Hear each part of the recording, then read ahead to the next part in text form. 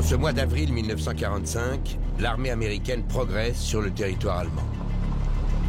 Les forces d'Hitler sont en déroute. Dans quelques jours, le 8 mai, le Reich capitulera sans condition devant les Alliés. Dans leur progression vers Berlin, les GIs traversent un pays écrasé par les bombardements et rencontrent une population épuisée. Mais ce qu'ils ne savent pas, c'est qu'au-delà des ravages de la guerre, ils s'apprêtent à découvrir l'inimaginable. Une réalité qui va marquer pour toujours le général Eisenhower. Nous sommes le 12 avril 1945, le commandant suprême des forces alliées est venu en personne visiter le camp de concentration d'Ohrdorf en Allemagne. Ces images, il ne pourra jamais les oublier.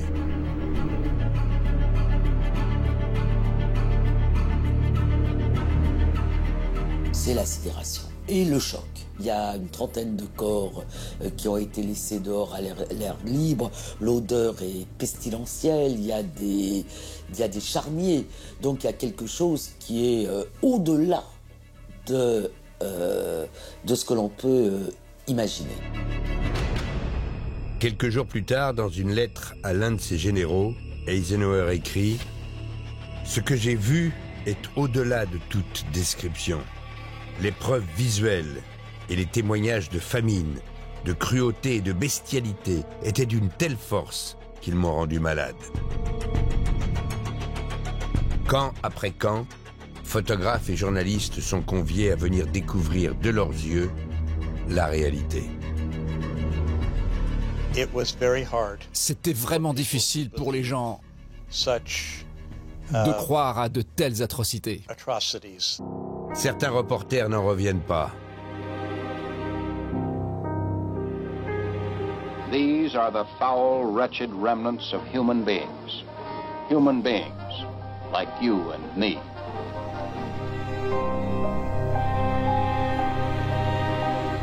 Le monde entier a sous les yeux les preuves du pire crime jamais commis contre l'humanité. Des tonnes de vêtements empilés, des montagnes de chaussures. Des valises par milliers bouclées à la hâte pour un voyage sans retour.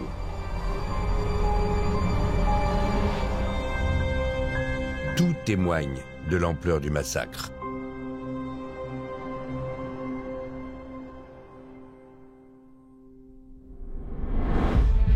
Ces images provoquent une onde de choc.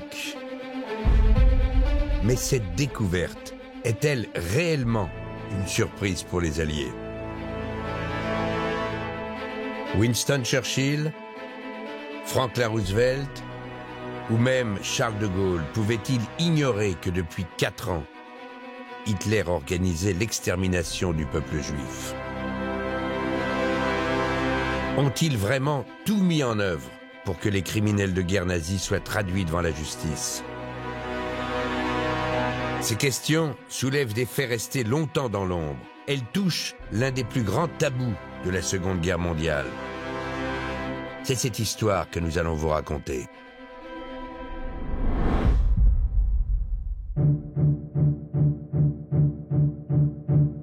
La réalité de ce qui se passe dans les camps, les Alliés vont en avoir connaissance bien plus tôt que ce que l'on peut imaginer. Nous sommes à Varsovie, en Pologne, en plein milieu de l'été 1940.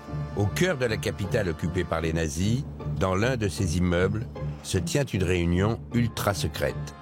Les chefs de la résistance polonaise sont en alerte, car l'heure est grave.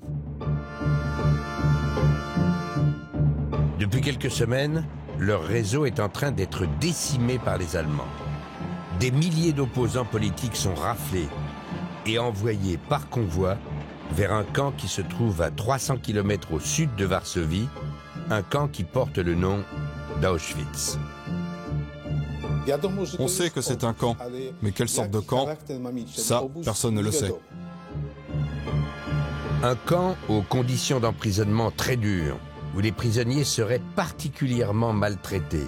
Les chefs de la lutte armée sont inquiets pour leurs hommes enfermés là-bas. Chacun fait alors des suggestions. Comment parvenir jusqu'à eux? Comment les contacter? Comment savoir ce qu'ils deviennent? Et parmi les résistants, il y a un certain Witold Pilecki. Alors que tout le monde tergiverse autour de la table, il lui vient une idée hallucinante. Se faire volontairement arrêter et déporter à Auschwitz. Et une fois à l'intérieur, retrouver ses hommes et organiser un soulèvement, une mutinerie. Pilecki, effectivement, a demandé de se voir octroyer cette mission, d'être enfermé dans le camp d'Auschwitz pour y organiser l'insurrection générale et donc la libération de ses camarades enfermés là-bas. La mission semble complètement folle. Mais pour ce patriote, c'est la seule possibilité de sauver ses compagnons. Alors voilà comment il va s'y prendre.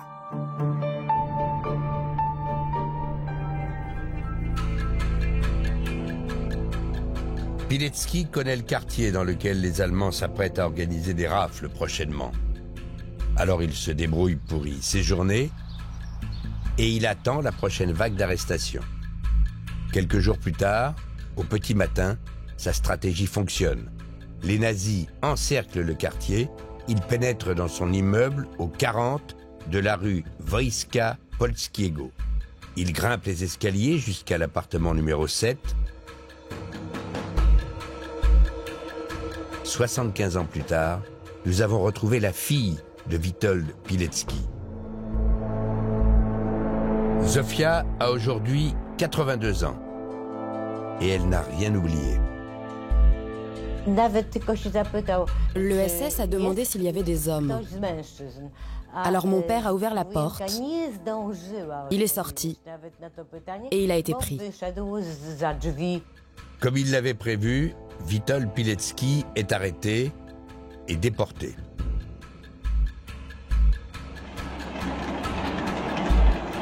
Le 21 septembre 1940, après 24 heures entassées avec des centaines d'autres hommes dans un convoi de wagons à bestiaux, il arrive sur les lieux et bascule dans un autre monde. Sur les portes du camp, il découvre une devise « Arbeit macht frei », le travail rend libre. À l'automne 1940, Auschwitz est encore un petit camp de concentration.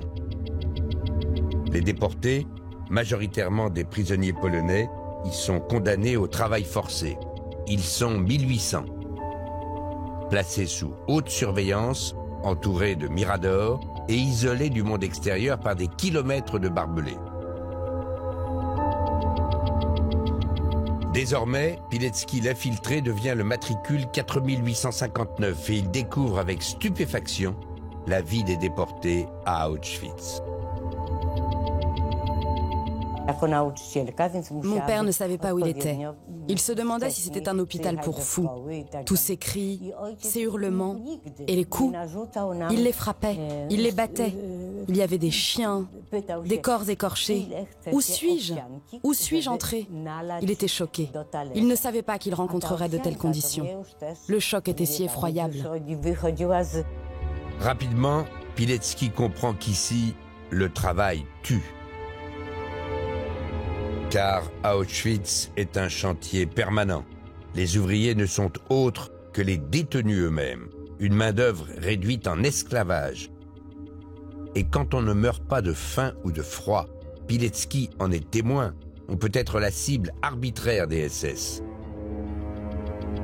Chaque jour, des exécutions sommaires ont lieu au bout de cette impasse, le long d'un mur qu'on appellera le mur des fusillés.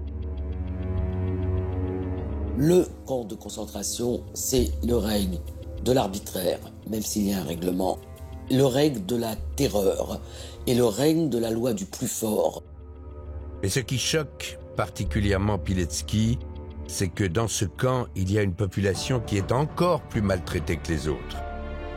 Une population encore minoritaire en 1940, mais que les SS ciblent en priorité. Ce sont les Juifs. Les déportés juifs d'un camp de concentration sont destinés aux tâches les plus dures, ont des conditions de vie encore plus difficiles que les autres, bref, sont de toute façon d'ores et déjà traités différemment. Un système de terreur généralisé qui pousse le résistant polonais à changer ses plans. L'urgence, c'est de faire savoir au monde extérieur ce qui se passe à Auschwitz. Alors, il va organiser une sorte de réseau de résistants parmi les prisonniers. Il va choisir des hommes qu'il connaît de l'extérieur, c'est-à-dire des membres de la résistance polonaise et des gens qu'il a côtoyés par ailleurs avant son entrée à Auschwitz.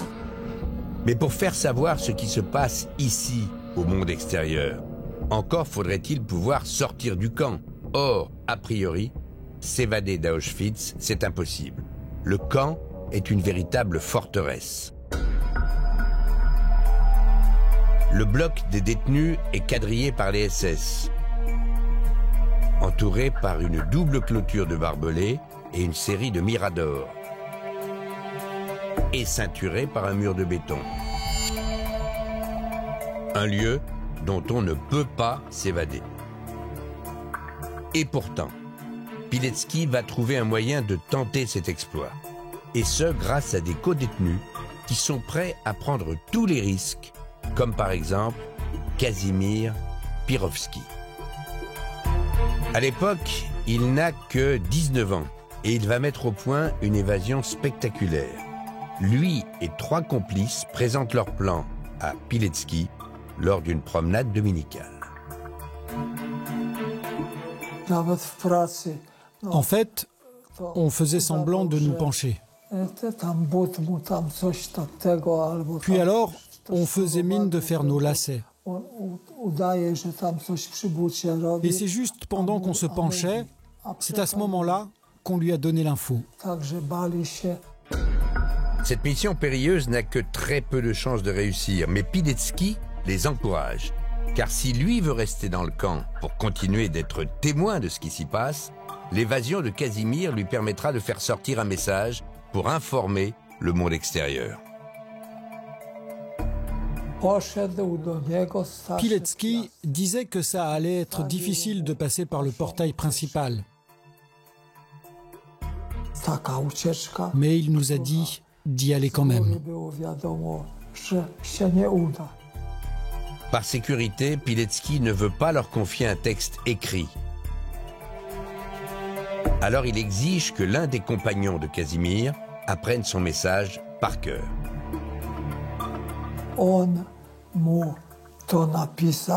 D'abord, il a écrit le message en détail.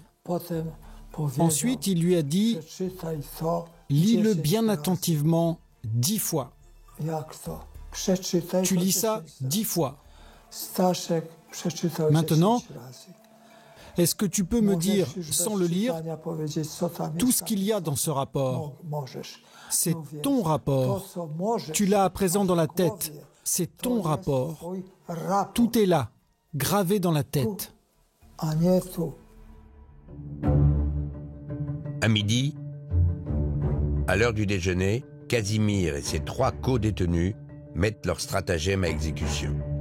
Ils sortent tous les 4 de leur baraquement comme si de rien n'était et se dirigent vers l'extrémité du camp, du côté des infrastructures nazies. Ils se séparent alors en 2 groupes. Kazimir et 2 de ses complices se dirigent vers l'entrepôt où sont stockés les uniformes des SS. Pour ce faire, ils avaient préparé leur intrusion en ouvrant l'une des réserves de charbon, en laissant ouverte une trappe de la réserve de charbon, ce qui fait que par cette réserve en sous-sol, ils ont pu pénétrer de l'intérieur dans l'entrepôt de la SS. Il leur a fallu ensuite monter au 2e étage où se trouvait la chambre des uniformes SS. Alors Casimir casse la serrure et entre dans l'entrepôt et dérobe ainsi 4 uniformes. Pendant ce temps, le 4e compagnon, le mécanicien de la bande, s'introduit, lui, dans le garage des SS. Il était si compétent que lorsque les SS n'arrivaient pas à réparer leur voiture, il la lui confiait. Il savait tout réparer. C'était un mécanicien hors pair. L'homme s'installe au volant de la voiture du commandant du camp, une Steyr 220, un véhicule assez puissant pour garantir la réussite de l'évasion. Les 3 faux SS le rejoignent alors à bord. L'équipe est prête à passer l'étape la plus délicate, franchir le portail principal gardé par les SS. Ils avançaient et puis à la toute fin, semble-t-il, puisque les grilles ne se sont pas ouvertes, eh bien Pierowski dit y être allé au culot. Il affirme avoir insulté les SS pour leur dire de se dépêcher d'ouvrir les grilles parce qu'ils n'avaient pas que ça à faire. Et donc ils ont obéi, ils ont ouvert les grilles. Casimir et ses 3 co-détenus réussissent l'impensable, s'évader d'Auschwitz en plein jour et, comble de l'ironie, se faire ouvrir les portes du camp par leurs bourreaux. En quelques minutes, ils sont loin. Et à partir de maintenant, le message de Pilecki entame un incroyable périple. Confié à la résistance polonaise à Varsovie, il va passer par l'Allemagne, jusqu'à la zone libre en France, franchir la frontière espagnole et, ultime étape, rejoindre par la mer la Grande-Bretagne.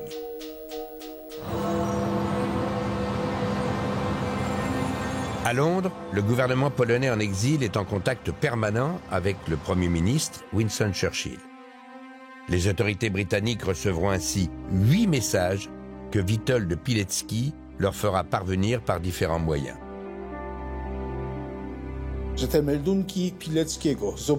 Les rapports de Pilecki parvenaient effectivement à Londres et aux Alliés. C'est la meilleure preuve que son travail a servi à quelque chose et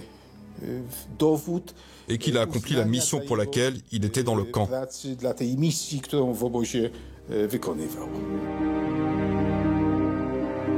Le premier des messages de Pilecki arrive à Londres au mois de mars 1941. Et voici son contenu. Un témoignage inédit qui décrit les conditions de vie dans le camp. Le résistant infiltré volontaire parle d'humiliation, de coups de bâton,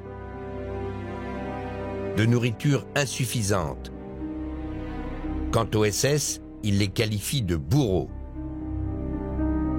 Message après message, les Britanniques découvrent que le système concentrationnaire nazi abat des hommes méthodiquement.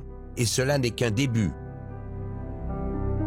Les Alliés vont découvrir rapidement que la cruauté nazie est en train de prendre des formes jamais connues auparavant.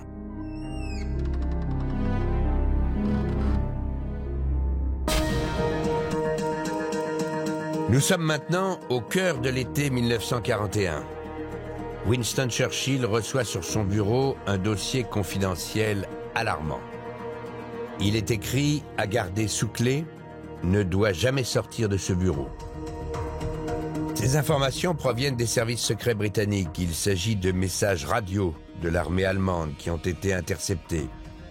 Et selon ces messages, depuis quelques mois, les nazis organisent des massacres de grande ampleur sur le front de l'Est contre les Juifs.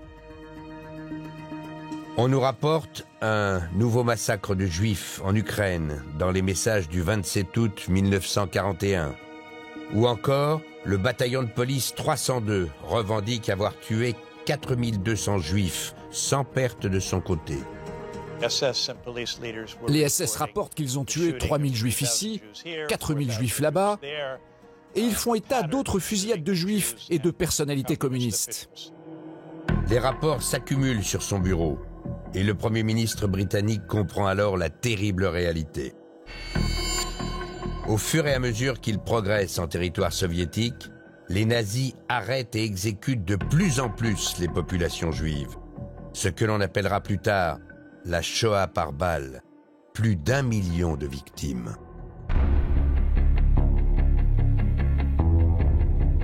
Churchill décide alors de réagir. Il prononce un discours à la radio sur les ondes de la BBC.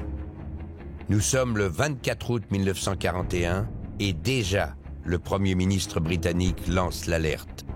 Since the Mongol invasions of Europe in the 16th century, there has never been methodical, merciless butchery on such a scale.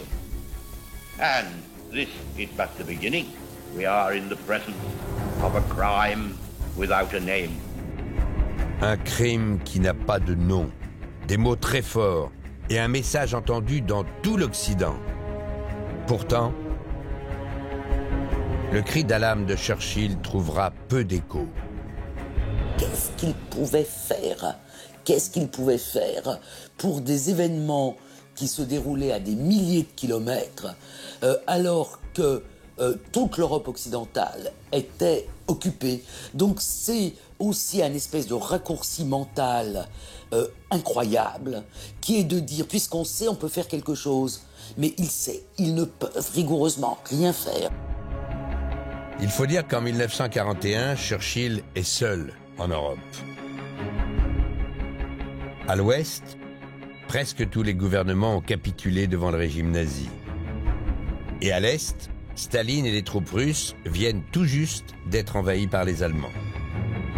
Quant aux États-Unis, ils ne sont pas encore entrés en guerre. Le cri d'alerte de Churchill passe donc inaperçu. Et ce qu'il ne sait pas encore, c'est que dans le plus grand secret, Hitler est en train d'organiser un projet totalement insensé. Un crime qui dépasse l'entendement.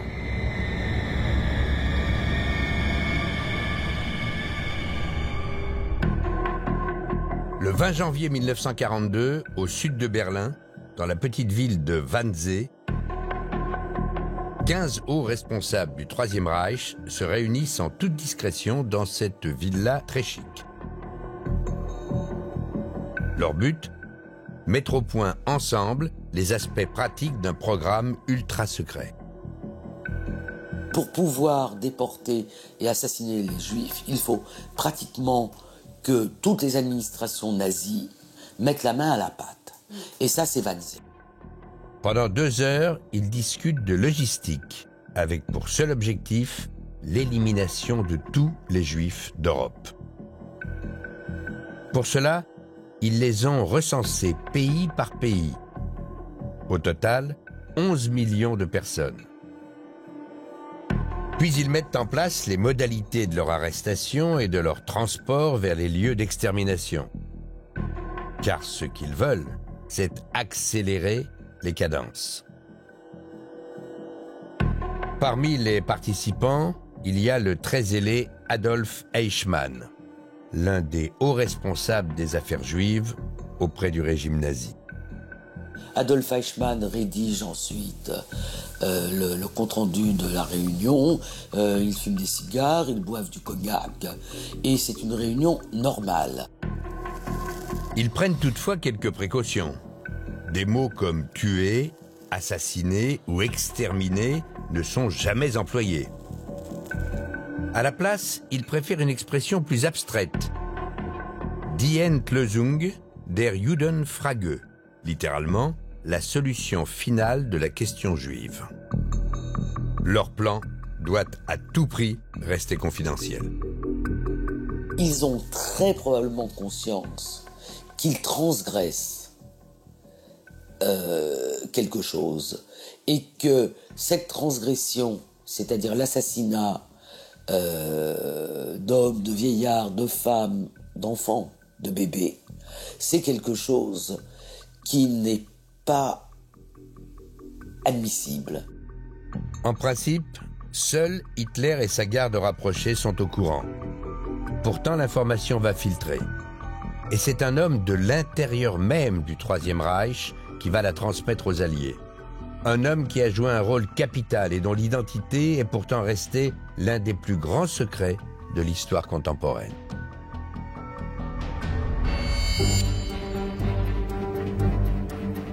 Pour percer le mystère, nous partons pour les États-Unis, direction sa capitale, Washington.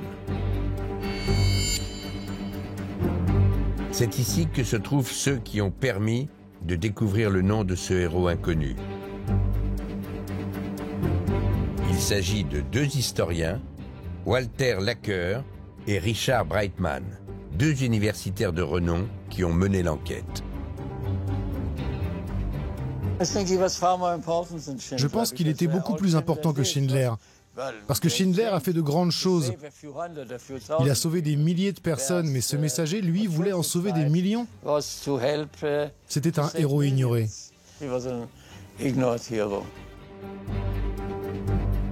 Ce qui les a mis sur la trace de cet homme, c'est ce document. Un télégramme daté du 29 août 1942. Il est adressé au Congrès juif mondial à New York et il dévoile le projet des nazis. Reçu rapport alarmant concernant plan discuté au quartier général du Führer pour exterminer d'un seul coup tous les juifs des pays contrôlés par l'Allemagne, soit 3,5 à 4 millions de personnes. L'expéditeur de ce télégramme est anonyme. Il n'est désigné que par quelques mots. Un informateur connu comme étant proche des hautes autorités allemandes et dont les rapports sont considérés comme fiables. Personne aux États-Unis, y compris au plus haut sommet de l'administration, ne connaît sa véritable identité. C'est le plus grand secret de l'Holocauste. Richard Brightman et Walter Laqueur, les deux historiens américains, ne sont parvenus à résoudre l'énigme du mystérieux informateur qu'après des années de recherche. J'exultais. C'est le plus grand défi que j'ai eu à relever dans toute ma carrière. Et c'est sûrement la plus grande satisfaction que j'ai jamais eue.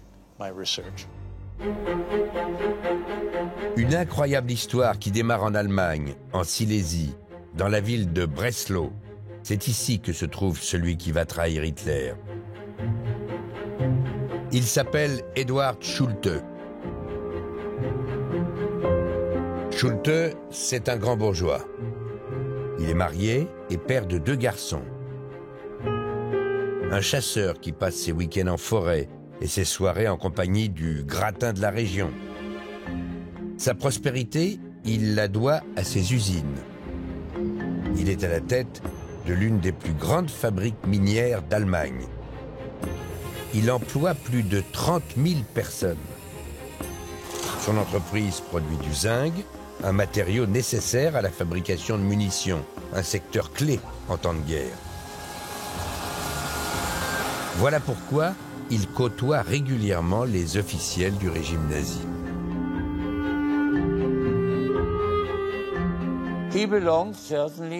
Il faisait partie d'un petit cercle de gens importants. Il devait connaître des officiels. Il ne les voyait pas tous les jours, mais il a dû prendre part à d'importantes réunions. Nous avons retrouvé un homme qui se souvient bien d'Eduard Schulte. C'est son petit-fils, Roy. Mon grand-père était très grand, très musclé. C'était un homme en pleine santé. Quand il entrait dans une pièce, on le remarquait. Il était sûr de lui. C'était un extraverti qui connaissait beaucoup de gens, qui aimait parler et refaire le monde. Mais Schulte joue un double jeu, car en réalité, il déteste le régime nazi. Il déteste Adolf Hitler. Il ne souhaite qu'une chose, la chute du Troisième Reich. Il pensait que c'était des voyous qui mèneraient l'Allemagne à sa perte. Eduard Schulte a des amis juifs qu'il voit en secret. Il entretient même une relation intime qui, dans ce contexte, peut lui coûter très cher. Mon grand-père avait une maîtresse à Zurich. pendant que sa femme restait en Allemagne. Et cette maîtresse était juive. Doris, une passion qu'il vit dans le plus grand secret. Car si le régime nazi l'apprenait, ils seraient tous les deux en grand danger. Alors, au nom de ses convictions politiques, dans l'ombre, Edward Schulte est devenu un informateur au service des Alliés. Dès qu'il en a l'occasion, il fait parvenir des informations stratégiques à Londres et à Washington.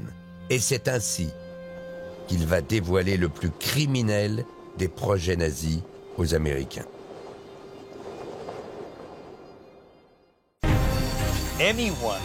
N'importe quelle personne qui découvre que 3,5 à 4 millions d'innocents vont être tués doit ressentir une énorme pression.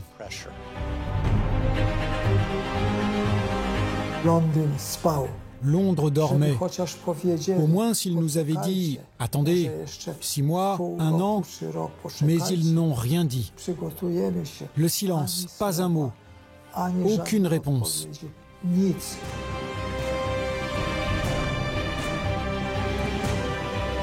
Nulle part ailleurs qu'à Auschwitz, on a eu cette rationalisation de l'assassinat. C'était un génocide, un effroyable génocide. Il fallait à tout prix faire quelque chose avec ce camp. Edward Schulte joue un double jeu. Car en réalité, il déteste le régime nazi. Il déteste Adolf Hitler. Il ne souhaite qu'une chose, la chute du Troisième Reich. Il pensait que c'était des voyous qui mèneraient l'Allemagne à sa perte. Schulte a des amis juifs qu'il voit en secret. Il entretient même une relation intime qui, dans ce contexte, peut lui coûter très cher. Mon grand-père avait une maîtresse à Zurich, pendant que sa femme restait en Allemagne. Et cette maîtresse était juive. Doris. Doris, une passion qu'il vit dans le plus grand secret. Car si le régime nazi l'apprenait, ils seraient tous les deux en grand danger. Alors au nom de ses convictions politiques, dans l'ombre, Edward Schulte est devenu un informateur au service des Alliés. Dès qu'il en a l'occasion, il fait parvenir des informations stratégiques à Londres et à Washington. Et c'est ainsi qu'il va dévoiler le plus criminel des projets nazis aux Américains. Et voici comment cela va se passer.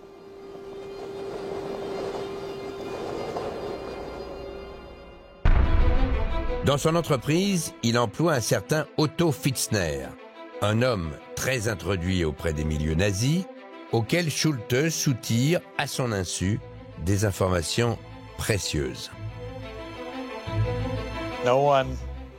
Personne ne savait, et surtout pas Pfitzner, que Schulte détestait les nazis. En fait, Schulte poussait même Pfitzner à s'engager. Tu veux postuler au bureau nazi de l'économie de guerre? Vas-y, ça sera bien pour l'entreprise. Et Pfitzner se vante d'avoir accès à des informations de haute valeur. Ainsi, au mois de juillet 1942, il affirme devant son patron avoir eu connaissance d'une décision ultra secrète en provenance directe du QG d'Hitler. Schulte va alors habilement le manipuler pour en savoir plus. Schulte a dû lui dire « Tu ne peux pas vraiment savoir ce qui se passe au quartier général d'Hitler ». Et Pfitzner a dû lui répondre « Mais si, bien sûr, je sais. Et tu veux un exemple ? Voilà ce qui se dit au quartier général d'Hitler. Ils élaborent un plan pour tuer entre 3,5 et 4 millions de juifs. » Un plan pour exterminer jusqu'à 4 millions de juifs.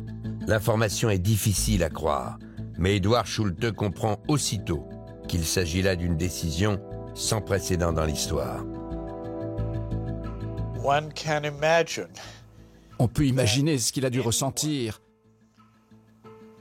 quand il a eu l'information que 3,5 à 4 millions d'innocents allaient être tués. On peut imaginer la pression. Que puis-je faire? Que devrais-je faire? Quel risque dois-je prendre? Schulte décide d'informer les puissances alliées. pour tenter d'éviter que des millions d'innocents ne soient massacrés. Dès qu'il a appris cela, il est monté dans un train pour Zurich avec cette information. Il avait des détails, il avait des dates, il avait des lieux et des renseignements sur la technique de gazage employée pour tuer ces gens. Le 29 juillet 1942, Schulte profite d'un voyage d'affaires, comme il en fait régulièrement. Il en profite pour traverser l'Europe et se rendre dans un territoire neutre, la Suisse. Il ne veut surtout pas attirer l'attention. Alors, il ne déroge pas à ses habitudes. À Zurich, il passe la soirée avec Doris, sa maîtresse, mais il reste muet sur le vrai motif de sa visite.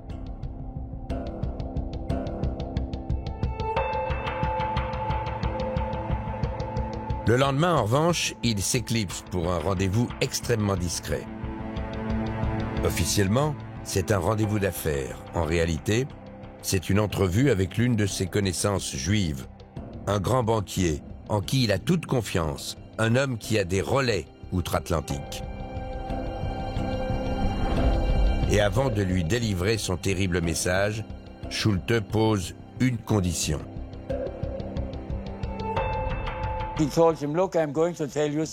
Je vais te dire quelque chose, mais je veux ta parole d'honneur que mon nom ne sera jamais révélé. Le banquier lui promet qu'il préservera son anonymat. Alors Schulte délivre son information.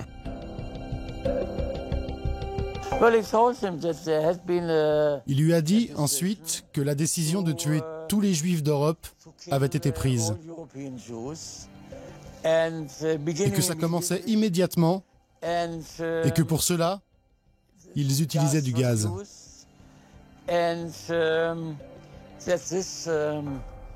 Il lui a dit que ces actes terribles avaient commencé et continuaient. C'est ainsi que le fameux télégramme est envoyé à New York et arrive sur le bureau du représentant américain du Congrès juif mondial, le rabbin Stephen Wise. Et le 24 novembre 1942, Stephen Wise convoque tous les médias américains à une grande conférence de presse. Devant un parterre de journalistes, le rabbin annonce que les nazis déportent massivement des juifs en Pologne en vue d'une extermination de grande ampleur. C'est la première fois qu'une telle information est rendue publique. Le problème, c'est qu'elle ne va pas du tout déclencher le séisme médiatique qu'Edward Schulte espérait.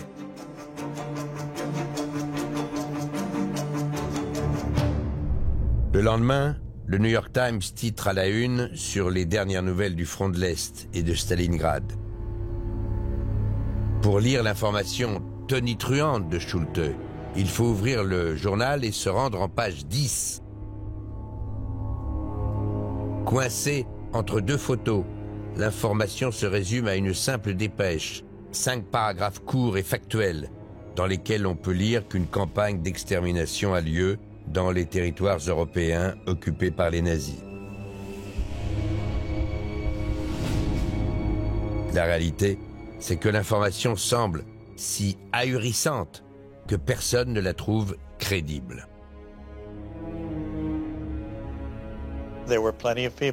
Il y a beaucoup de gens qui trouvent tout ça farfelu. Ils trouvent ça tellement exagéré qu'ils pensent que les organisations juives doivent en rajouter. Ils ont du mal à imaginer que des êtres humains puissent faire ça à d'autres êtres humains. Mais désormais, l'information est publique. Les gouvernements alliés ne peuvent plus l'ignorer. D'autant que maintenant, les preuves s'accumulent. Les Alliés reçoivent d'autres informations qui recoupent celles de Schulte, comme notamment le rapport d'un autre résistant polonais, le rapport de Jan Karski, qui lui aussi confirme en novembre 1942 qu'un massacre organisé de Juifs est en cours en Pologne.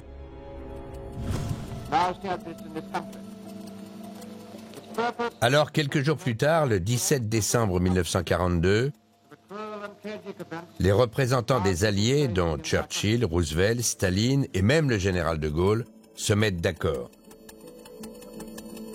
Ils rédigent ensemble une déclaration qui dresse le sinistre bilan de l'étendue du massacre.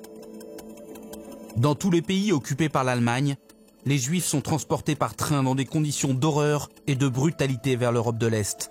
En Pologne, qui est devenue le principal abattoir nazi. Le nombre de ces sanglantes cruautés s'élève à des centaines de milliers d'innocents, hommes, femmes et enfants. Les gouvernements susmentionnés condamnent de la manière la plus ferme possible cette politique bestiale d'extermination de sang-froid. Les responsables de ces crimes ne resteront pas impunis.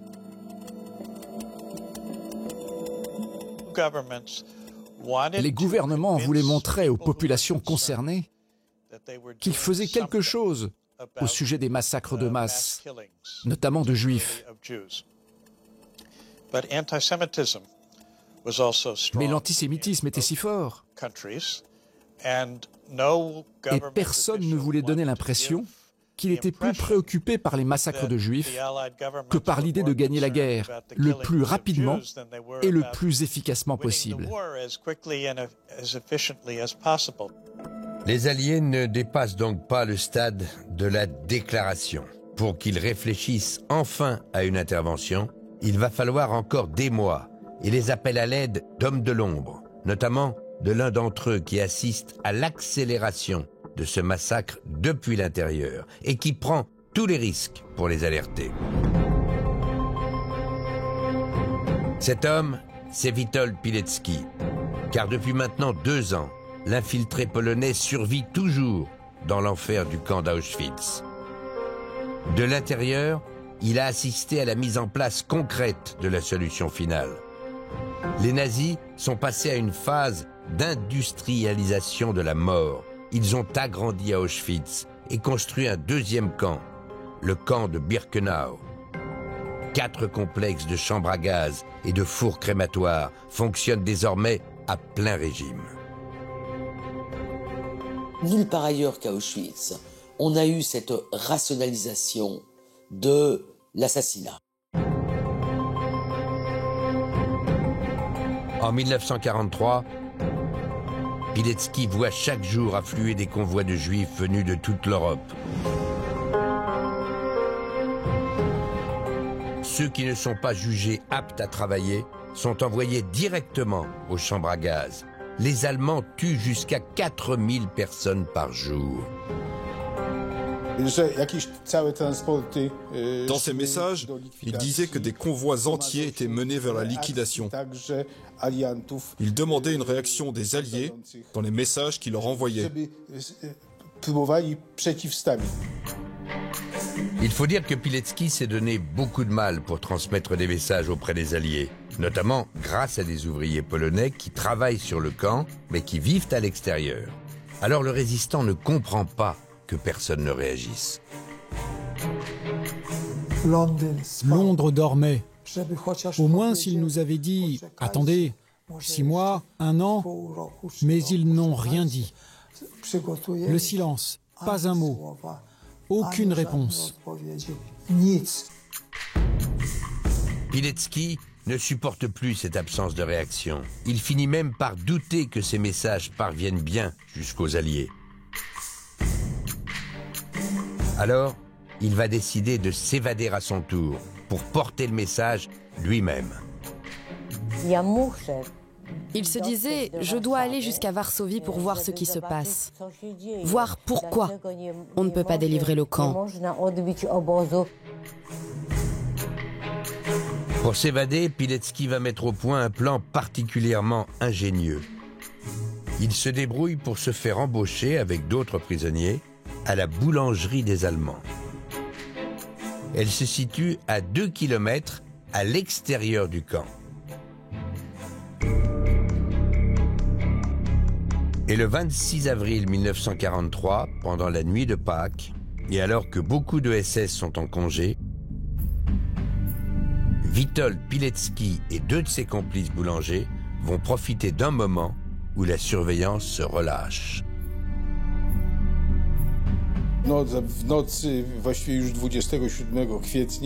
Bien après minuit, lorsque le pain est enfourné, les prisonniers pouvaient se reposer un peu. Les SS étaient occupés à leurs affaires. Pilecki et ses deux amis ont donc commencé leur tentative d'évasion.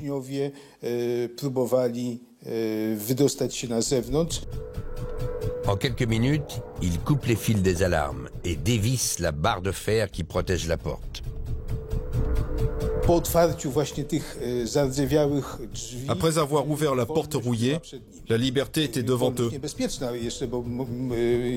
Une liberté encore pleine de dangers, mais ils étaient à l'extérieur des barbelés. Après 947 jours de détention, Pilecki retrouve la liberté. Sur cette photo, il pose, amaigri mais tout sourire, entre ses deux complices d'évasion.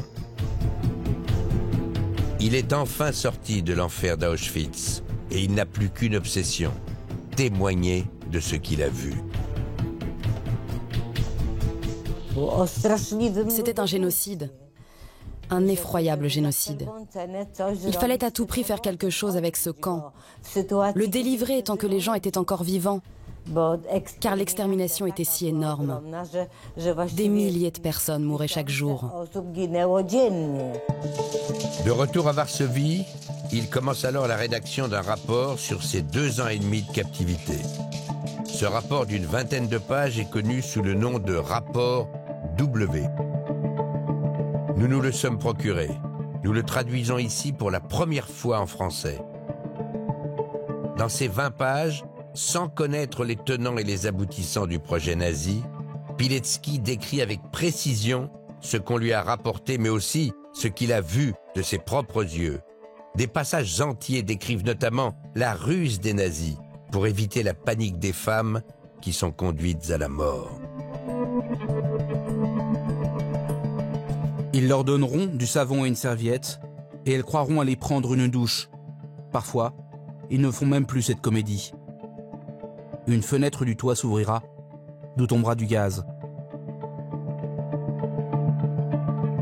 Pilecki fournit aussi des informations sur la capacité gigantesque des fours crématoires. On a calculé que le travail de 2 tours de service, avec crémation de 2 cadavres par poste, permet de brûler plus ou moins 5 millions de cadavres dans 2 fours crématoires par an. Pilecki envoie son rapport aux résistants de Varsovie qui le transmettent au gouvernement polonais en exil à Londres. Les autorités de Varsovie ont estimé qu'il fallait envoyer l'ensemble du rapport à Londres. Et il a été transmis aux autorités britanniques.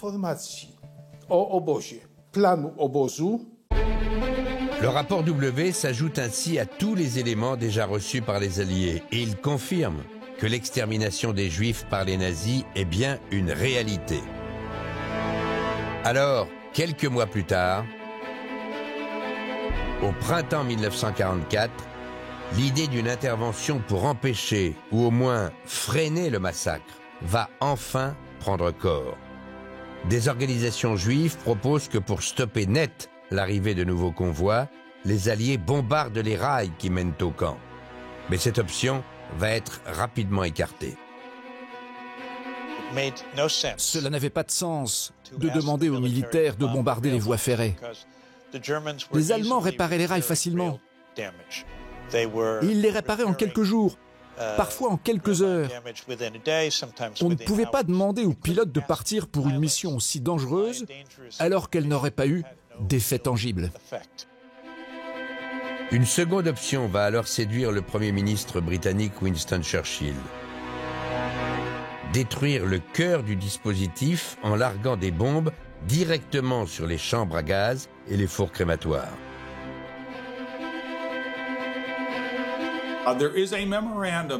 Churchill a rédigé un mémo au secrétaire d'État à la guerre. Il lui a écrit « Prenez toutes les forces aériennes que vous voulez et dites que j'y suis personnellement favorable ». Donc, en principe, Churchill y était favorable. Malgré l'appui de Churchill, le bombardement d'Auschwitz ne sera jamais vraiment considéré comme une option sérieuse par les états-majors alliés. D'abord, pour une raison toute simple, c'est qu'à l'époque, les moyens militaires manquent cruellement de précision. L'expression bombardement de précision est contradictoire. Parfois, les bombes tombent à des kilomètres de la cible, et si vous ne touchez pas les chambres à gaz et les fours crématoires, vous tuez simplement des prisonniers et vous n'obtenez aucun résultat. Plus de 100 000 prisonniers vivaient dans des baraquements à côté des fours crématoires. Donc la probabilité de massacrer des prisonniers et de ne pas toucher les fours crématoires était importante. Mais il y a surtout une autre raison. Depuis des mois en réalité, les Alliés ont fait leur choix. Les camps sont loin d'être une priorité. La ligne officielle consistait à dire que la meilleure chose que l'on pouvait faire, c'était de concentrer tous les efforts pour gagner la guerre et ainsi sauver le plus de vies possible. Pourtant, au printemps 1944, les avions alliés vont bien aller au sud de la Pologne et frapper des usines allemandes qui se trouvent à seulement 5 km d'Auschwitz. Frapper les chambres à gaz du camp d'extermination était donc matériellement et humainement possible. Et aujourd'hui, certains historiens estiment que bombarder les camps aurait permis de sauver des vies. On peut imaginer qu'ils auraient pu sauver des dizaines de milliers de personnes.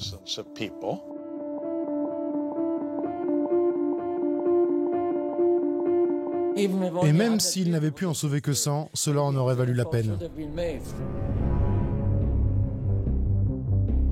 Le pire, c'est que les derniers mois de la guerre sont aussi ceux où la cadence d'extermination va atteindre son maximum.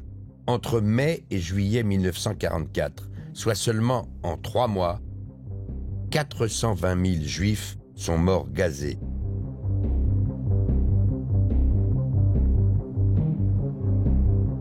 Quand l'armée rouge libère les premiers camps d'extermination en Pologne, elle prend la mesure de l'ampleur du massacre. En 5 ans, des millions d'hommes et de femmes ont été assassinés. 6 millions de Juifs ont été exterminés.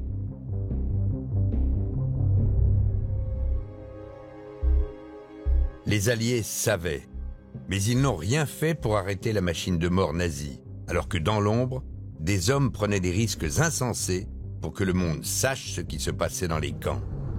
Des hommes dont le destin a été à jamais bouleversé. Après s'être battu contre les nazis, le résistant polonais Witold Pilecki va affronter un nouvel ennemi après la guerre. Le pouvoir communiste mis en place par les soviétiques en Pologne. Arrêté et jugé comme opposant au régime, Witold Pilecki a été fusillé en mai 1948. Quant à Eduard Schulte, lui, il a dû fuir l'Allemagne dès 1943. Les nazis avaient découvert qu'il informait secrètement les Alliés. Il s'est installé en Suisse, où il a épousé sa maîtresse, Doris. Il est mort à Zurich en janvier 1966, à l'âge de 75 ans. L'un, comme l'autre, sont des héros, des hommes qui ont tout tenté pour que la vérité triomphe.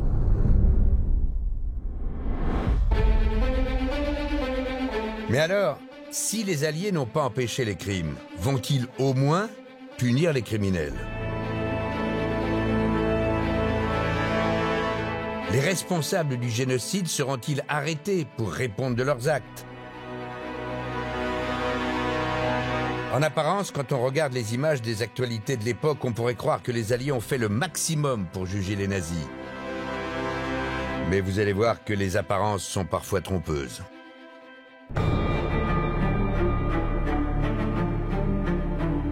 À Nuremberg, en Allemagne, le 20 novembre 1945, s'ouvre l'un des plus grands procès de l'histoire. Sur le banc des accusés, près de 200 hauts responsables nazis. Parmi eux, tout sourire, Hermann Göring, numéro 2 du régime. Le procès est hautement symbolique. Il va durer plus d'1 an. Les caméras du monde entier couvrent l'événement. trial of the century gathers momentum. Though missing from the 21 prisoners in the dock and unnamed in the indictment, the evil genius of Adolf Hitler is here on trial. The top Nazis' own words and actions rebound in their faces to damn them for their crimes. Les charges retenues sont à la hauteur des atrocités commises. Le terme de crime contre l'humanité est employé pour la première fois par une cour de justice. Sur 200 accusés, 37 seront condamnés à mort et exécutés dans les jours qui suivent par pendaison.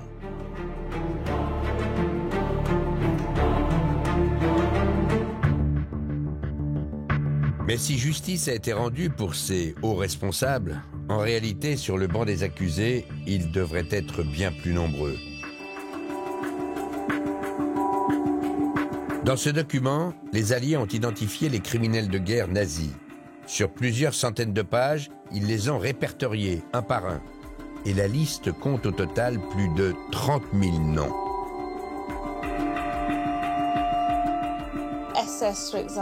Les SS, les militaires, tous ceux qui sont recherchés pour des crimes de guerre, des crimes contre les soldats alliés ou contre les juifs sont dans cette liste.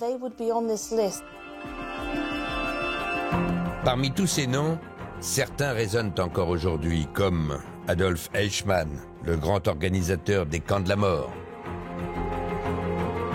Le docteur Joseph Mengele, médecin-chef à Auschwitz, qui s'est livré à des expériences médicales sur les déportés.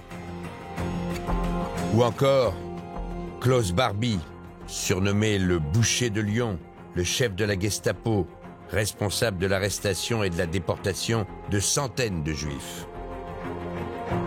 30 000 nazis listés, pour chacun d'entre eux une affectation. Camp de Mauthausen, Dachau ou encore Auschwitz.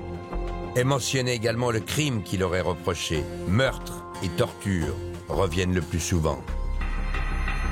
Si la quasi-totalité d'entre eux sont absents aux différents procès organisés par les Alliés, c'est parce que ces criminels n'ont désormais plus qu'un objectif: échapper à la justice.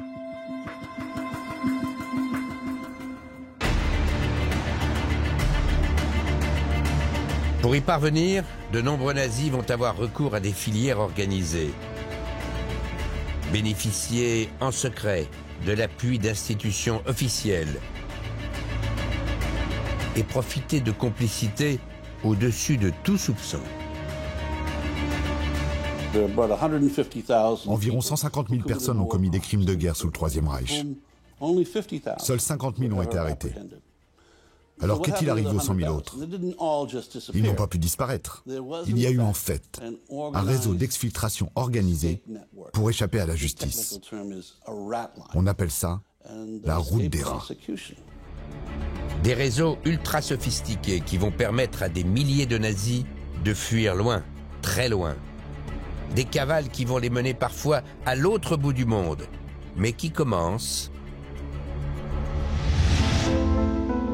en pleine campagne allemande.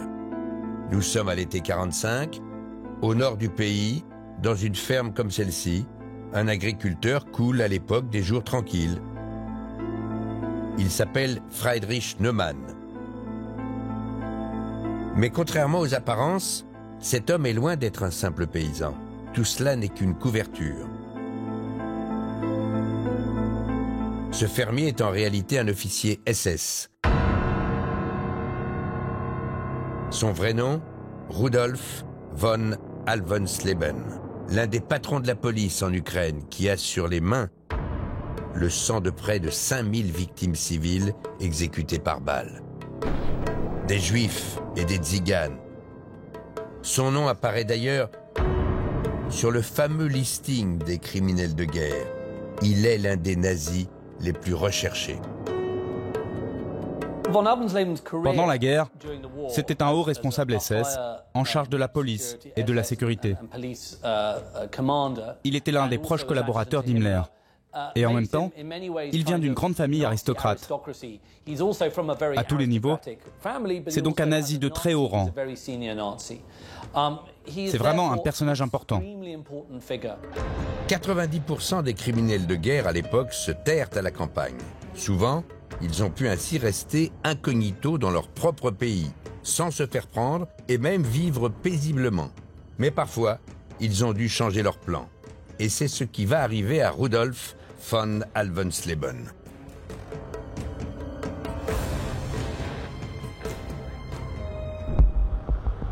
Le 2 août 1946, Rudolf voit débarquer chez lui des personnes qu'il n'attendait pas. Une Jeep, avec à l'intérieur des enquêteurs venus l'interroger. Car depuis des mois, des centaines de soldats des troupes alliées ratissent tout le pays. Même dans les endroits les plus reculés, porte à porte, checkpoints, tout le monde est contrôlé et arrêté au moindre doute. Et justement, Rudolf von Alvensleben va éveiller les soupçons des enquêteurs lorsqu'il débarque dans sa ferme. Il se fait arrêter pour être emmené dans un camp de prisonniers comme celui-ci, où sont envoyés des milliers de suspects, et il va subir un interrogatoire serré. Sur cette fiche que nous avons retrouvée, il soutient qu'il s'appelle bien Friedrich Neumann. Il affirme qu'il est Flüchtling, c'est-à-dire réfugié de guerre, et que sa profession actuelle est bien Landwirt, en français, fermier. Mais face à lui, il va avoir affaire à un enquêteur suspicieux, car son comportement ne colle pas du tout avec ses réponses. Il a d'ailleurs plutôt des allures d'aristocrate que de simple paysan. Il y avait quelque chose dans son allure, sa façon de parler, dans son comportement. C'est quelqu'un qui était très sûr de lui. Tout cela lui a fait penser que cet homme ne venait pas du petit peuple. Il était beaucoup plus que cela. Et cela a éveillé les soupçons. L'enquêteur le soupçonne même d'être un gros poisson. Ordre est alors donné de le surveiller de très près. La cavale de von Alvensleben aurait dû s'arrêter là, dans un camp. Mais en réalité, elle ne fait que commencer.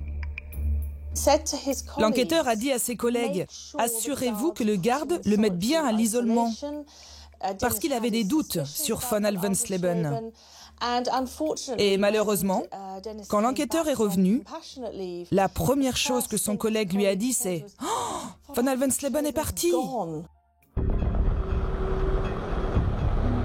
Et oui, le prisonnier s'est échappé. Profitant du chaos ambiant d'un camp organisé à la hâte, il a pris la place d'un blessé dans une ambulance en partance pour l'hôpital. Mais von Alvensleben le sait, il est maintenant découvert.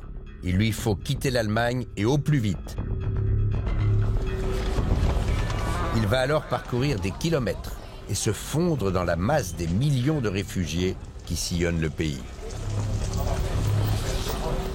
Dans le chaos de l'Europe, dans les décombres, dans tout ce désordre, tous ces gens qui courent dans tous les sens, c'est très simple de se faire passer pour quelqu'un d'autre et de se cacher. Ça a beaucoup aidé les nazis en fuite. Mais où aller exactement ? C'est toute la question pour les nazis en cavale. Car quelle que soit la direction, c'est l'impasse. Toute l'Allemagne est encerclée. Au nord, il y a la barrière de la mer. À l'est, les soviétiques procèdent à des exécutions expéditives. Et à l'ouest, les Alliés ont massé leurs troupes. Reste alors une option, une toute petite brèche au sud du pays, à 150 km de la frontière. Nichée dans les Alpes, entre l'Autriche et l'Italie, c'est une région paisible où les nazis vont pouvoir trouver refuge et même obtenir le sésame pour échapper à la traque des Alliés. Cet endroit, c'est le Sud-Tyrol, une petite région qui possède un statut très particulier à cette époque.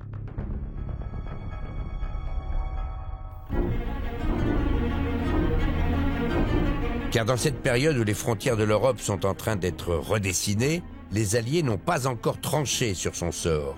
Conséquence, les habitants du Sud-Tyrol n'ont pas de nationalité, ils sont apatrides. Une anomalie administrative qui n'a duré que quelques mois, mais dont de nombreux nazis vont profiter. Et parmi eux, par exemple, von Alvensleben. Il va se rendre sur place et il va trouver bon accueil, car beaucoup de Tyroliens sont germanophones et n'ont jamais caché leurs affinités avec le régime d'Hitler. Ici, on ne pose pas beaucoup de questions. Vous allez trouver beaucoup de gens qui vont vous aider. Vous avez besoin d'un lieu où rester? Restez à Bolzano, dans la ville ou bien là-haut, dans la montagne. C'est un endroit très très accueillant pour un nazi. Quant aux autorités administratives locales, elles se montrent elles aussi bienveillantes. Elles ne font aucune difficulté pour délivrer de nouveaux papiers d'identité, une couverture toute neuve pour les nazis en fuite. C'est ainsi que Rudolf von Alvensleben devient officiellement Kremart Teodoro. Il s'invente même un nouveau passé. Il est maintenant d'origine italienne. Son père s'appelle lui aussi Teodoro, sa mère Anna. Une nouvelle identité totalement légale et surtout, l'officier SS bénéficie du fameux statut d'apatride. Un détail essentiel car cela va lui permettre d'obtenir facilement un titre de voyage, c'est-à-dire une sorte de passeport pour quitter l'Europe. Le Sud-Tyrol était une région importante pour tous ces gens. Il y avait des facilités administratives pour peut-être obtenir des papiers d'identité ou un document de voyage. Tout ce qui leur permettra de continuer leur fuite. Et pour décrocher le fameux passeport, les nazis vont avoir recours à des réseaux d'une efficacité redoutable, avec à leur tête des hommes haut placés et a priori au-dessus de tout soupçon.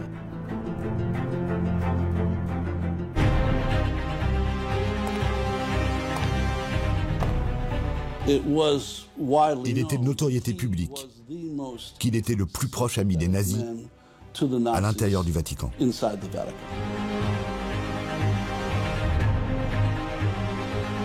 On n'imagine pas qu'un rapport de cette importance n'arrive pas sur le bureau du pape.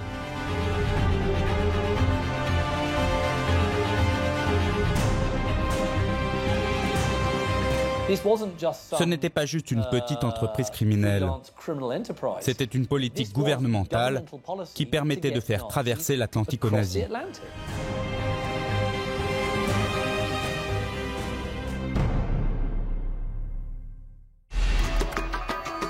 Désormais, Rudolf von Alvensleben devient officiellement Kremart Teodoro. Il s'invente même un autre passé. Il est maintenant d'origine italienne. Son père s'appelle lui aussi Teodoro. Sa mère Anna. Une nouvelle identité totalement légale, mais surtout, l'officier SS bénéficie du fameux statut d'apatride.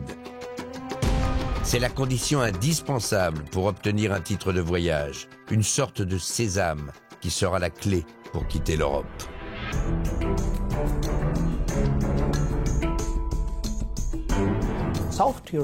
Le Sud-Tyrol était une région importante pour tous ces gens. Il y avait des facilités administratives pour peut-être obtenir des papiers d'identité ou un document de voyage. Tout ce qui leur permettra de continuer leur fuite.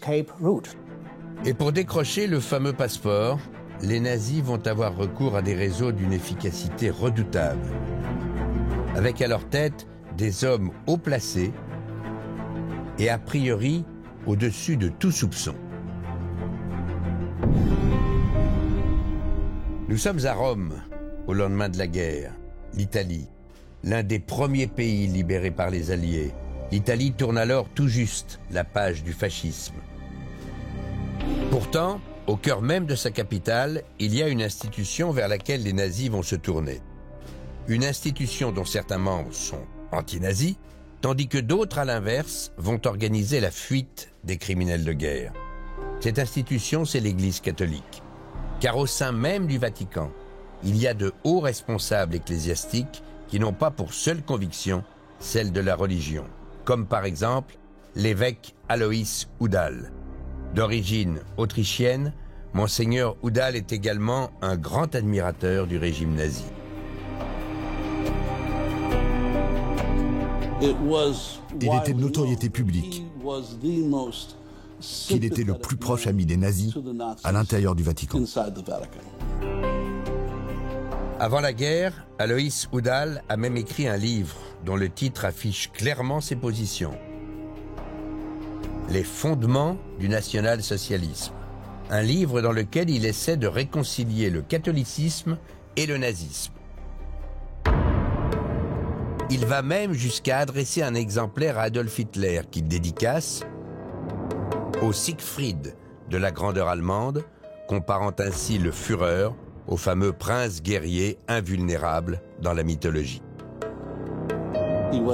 C'était un membre d'honneur du parti et un supporter ardent du Troisième Reich. Il roulait dans Rome avec un drapeau du Grand Reich, du moins jusqu'à l'arrivée des Alliés. Mais alors que le Reich vient de tomber, Alois Udall va utiliser tout son pouvoir pour aider les fugitifs nazis. Il va leur obtenir des passeports en bonne et due forme et les aider ainsi à partir très loin. Tout s'organise ici, au 20 de la Via della Pace, la rue de la Paix, à Rome. Nous sommes au siège de l'église allemande, dirigée par Alois Udall. Est également basée ici l'une des branches de la commission pontificale d'assistance, créée à la fin de la guerre pour accueillir les réfugiés.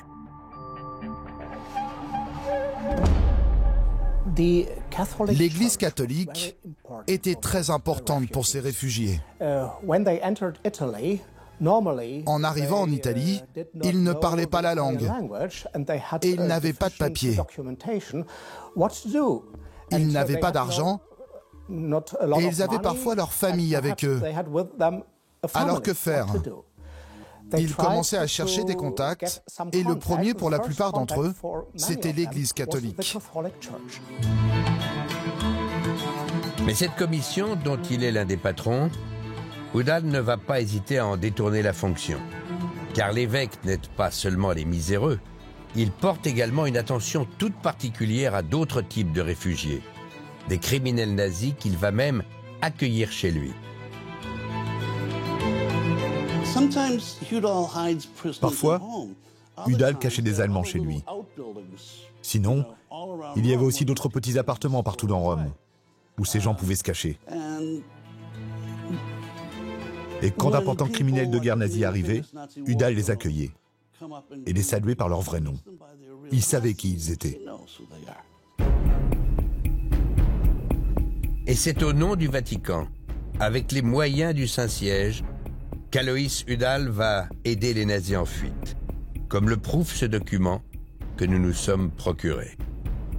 Il s'agit d'une lettre rédigée par la commission pontificale avec en en-tête les armoiries du Vatican. Elle est datée du 26 juillet 1948 et il y est demandé de courtoisement délivrer le passeport à la personne suivante, Otto Pape, de nationalité apatride.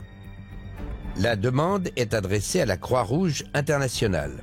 Si cela peut paraître aujourd'hui surprenant, à l'époque, l'Europe est dans un tel chaos que l'association humanitaire se voit confier la mission de fournir des passeports aux réfugiés qui veulent émigrer. Mais avant de délivrer le précieux document, la Croix-Rouge impose plusieurs conditions. Être apatride et fournir soit un témoin qui confirme l'identité du demandeur, soit une caution morale. Alors, quoi de mieux qu'une lettre comme celle-ci, avec la caution du Vatican représentée par un évêque comme Alois Udall? C'est la garantie absolue de décrocher un passeport.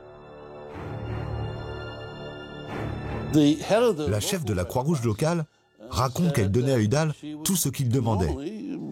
C'était un évêque après tout. Bien sûr qu'elle allait croire un homme d'église. Il lui disait quel nom mettre et à quelle date le signer, et elle le faisait. Elle ne pensait pas à mal, elle. Et résultat, le jour même, la Croix-Rouge délivre le passeport demandé au dénommé Otto Papp. Mais cet Otto Papp, à la moustache bien soignée, n'est pas franchement un réfugié comme les autres. C'est le nazi le plus recherché d'Italie. Son vrai nom est Erich Priebke. Capitaine SS, officier de la Gestapo à Rome, il est accusé d'avoir assassiné 335 Italiens, exécutés d'une balle dans la tête. Des centaines d'innocents, certains âgés de seulement 14 ans, ont été amenés dans une cave et exécutés par Priebke. C'est Priebke qui a ordonné tout cela. Il était l'un des criminels de guerre les plus recherchés de l'histoire de Rome. Et c'est pourtant ici même, à Rome, qu'Erich Priebke a pu obtenir son sésame pour partir très loin, quitter le continent et se mettre ainsi à l'abri de toute poursuite. Et si cela était possible, c'est donc grâce au réseau dirigé par Alois Udall. Et ce n'est pas le seul nazi que l'évêque va aider. Il y en a des dizaines d'autres, parmi eux les plus recherchés d'Europe, comme Adolf Eichmann, le docteur Mengele ou Klaus Barbie. Mais les autorités du Vatican sont-elles au courant de tels agissements? Est-il possible qu'Alois Udall ait ainsi obtenu de faux papiers à plusieurs criminels de guerre sans que les plus hautes sphères de l'Église ne s'aperçoivent de rien? Une chose est sûre, en juin 1947, un rapport classé top secret a révélé l'existence de ces filières et les a signalées au plus haut niveau. Un rapport destiné à l'administration américaine. L'enquête a été menée par les services secrets des États-Unis et son contenu fait l'effet d'une bombe. Son titre, Les mouvements d'immigration clandestins en Italie. Sur 30 pages, on y explique en détail comment les émigrés parviennent à quitter l'Italie illégalement. Et parmi ces émigrés clandestins, le rapport pointe du doigt les nazis allemands. Il y a eu et il y a encore de nombreux groupes de nazis allemands qui viennent en Italie dans le seul but d'obtenir des papiers d'identité fictifs, passeports et visas. Mais surtout, le rapport dénonce les filières qui aident ces clandestins. Et parmi ces filières, c'est le Vatican qui est cité comme coupable numéro 1. Le Vatican est bien sûr la plus importante des organisations impliquées dans le déplacement illégal des émigrants. Et le rapport est explicite sur le rôle joué par le Vatican dans l'exfiltration des nazis. Des recherches complémentaires indiquent que dans les pays d'Amérique latine où l'Église a joué un rôle important, le Vatican a exercé des pressions pour favoriser l'entrée d'anciens nazis et d'anciens fascistes. Le rapport liste en détail 22 filières au sein du Vatican, impliquées dans ces réseaux qui ont permis, entre autres, aux nazis de quitter l'Europe. Sont cités plusieurs monseigneurs, c'est-à-dire des évêques. Et en toute première place, on trouve Monseigneur Udall. Son adresse est indiquée, ainsi que son numéro de téléphone. Ce rapport des services secrets américains est-il remonté jusqu'au sommet du Vatican? Le pape de l'époque, Pie XII, en a-t-il eu connaissance? Impossible de l'affirmer, car le Vatican refuse encore aujourd'hui de déclassifier ses archives. Mais pour de nombreux spécialistes, c'est extrêmement probable. On n'imagine pas qu'un rapport de cette importance n'arrive pas sur le bureau du pape. Quand on dit le bureau du pape, c'est vraiment le bureau du pape, car Pie XII, à cette époque-là, n'a pas de secrétaire d'État. En temps normal, ces rapports arrivent sur le bureau du secrétaire d'État, c'est-à-dire du Premier ministre du Vatican. Là, justement, à cette époque, il n'y a pas de secrétaire d'État. Donc le rapport arrive exactement sur le bureau du pape. Et si le pape a probablement eu connaissance des agissements de son évêque, une chose est certaine, il n'a rien fait pour l'empêcher. Il faut dire que le chef de l'Église catholique n'a jamais été très véhément à l'égard des nazis et de leur soutien. Pendant la guerre, en 1942, il a même prononcé un discours plutôt ambigu. Alors que les Alliés venaient justement de dénoncer publiquement le massacre des Juifs, le pape Pie XII, lui, intervient à minima. Dans un discours fleuve de plus d'1 heure, la question des Juifs est résumée à 2 lignes où il ne les nomme même pas. Il évoque simplement, je cite, « des centaines de milliers de personnes qui, sans aucune faute de leur part, et parfois pour le seul fait de leur nationalité ou de leur race, ont été voués à la mort ou à une extermination progressive. » Il n'y a pas eu cette phrase forte du pape. Le seul fait de ne pas avoir employé le mot juif. Alors il emploie le mot race, mais il n'emploie pas le mot juif. Eh bien, ça laisse un doute et ça laisse effectivement une espèce de regret pour tout le monde, pour les juifs, mais aussi pour les catholiques, qui aimeraient tant que leur pape ait prononcé les mots qu'il fallait à l'époque. L'ambiguïté du pape va ainsi perdurer pendant plusieurs années. Et ce qui expliquerait cette attitude, c'est qu'à l'époque, l'Église se serait inquiétée d'une menace qu'elle considère comme plus dangereuse encore que les nazis, les communistes, adversaires déclarés de toute religion.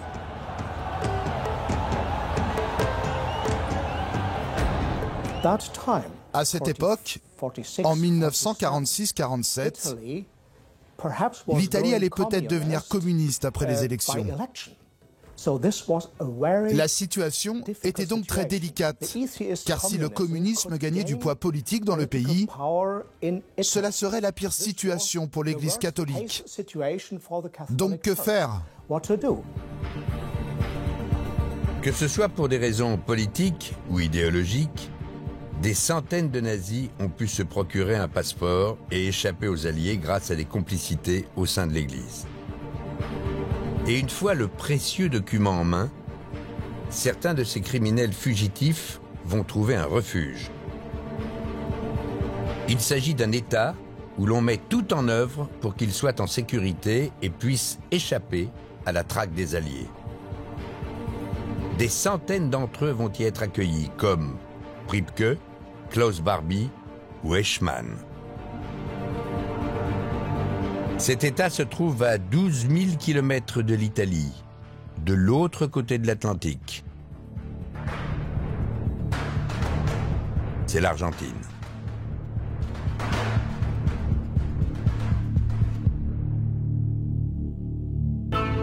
L'Argentine, un pays où ils vont se sentir comme chez eux. Il suffit de se rendre dans les écoles pour s'en rendre compte. En plein milieu de l'Amérique du Sud, on trouve des classes entières de petites têtes blondes. Car depuis le 19e siècle, l'Argentine est une terre d'immigration très prisée des Allemands. En 1945, ils sont déjà près de 240 000 attirés par l'économie florissante du pays. Et une partie de cette population adhère aux idées du Troisième Reich, faisant même d'Hitler une idole. C'est donc le pays idéal où se réfugier pour des criminels nazis. D'autant que l'homme le plus puissant du pays, le président argentin lui-même, va leur offrir son hospitalité et sa protection. Juan Perón est un dictateur à la main de fer et il voue depuis des années une grande admiration aux régimes fascistes européens.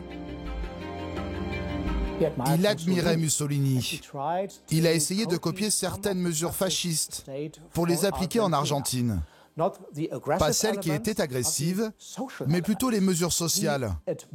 Il admirait également la culture allemande et surtout l'armée allemande. Et c'est justement le savoir-faire de l'armée allemande que Juan Perón convoite, car il a une obsession. Il veut moderniser son pays et son armée par tous les moyens. Alors il ne va pas hésiter à accueillir sur son sol des milliers d'Allemands en fuite, dont beaucoup de nazis. Perón voulait des nazis parce qu'il pensait que beaucoup d'entre eux avaient le genre de connaissances techniques qui lui permettraient de développer de nouvelles armes de guerre et une nouvelle forme d'industrie. Alors Juan Perón va mettre en place un système extrêmement organisé pour exfiltrer les nazis depuis l'Europe sous le nez des Alliés.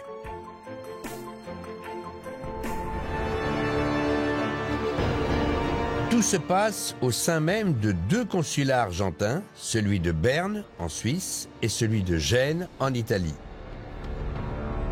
Les fugitifs nazis n'ont qu'à présenter de faux passeports comme ceux fournis avec la complicité de l'Église pour que l'Argentine accorde rapidement un visa en bonne et due forme.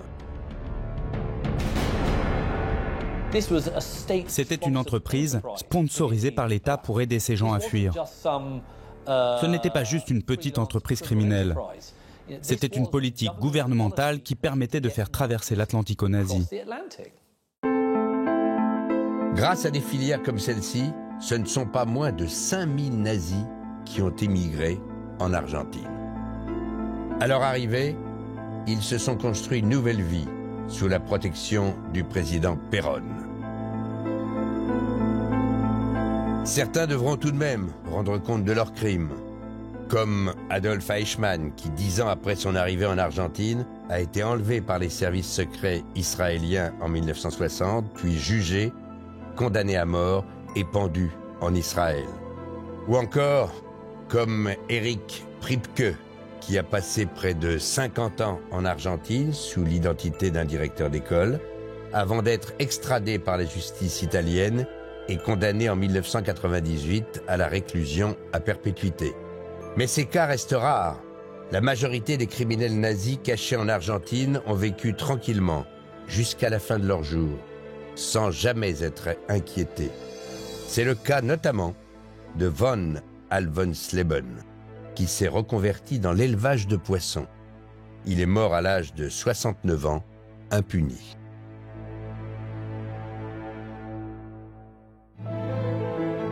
« 4 février 1945, sur les bords de la mer Noire, dans une petite station balnéaire soviétique du nom de Yalta. Une réunion de la plus haute importance s'apprête à commencer. Une réunion qui va décider de l'avenir du monde.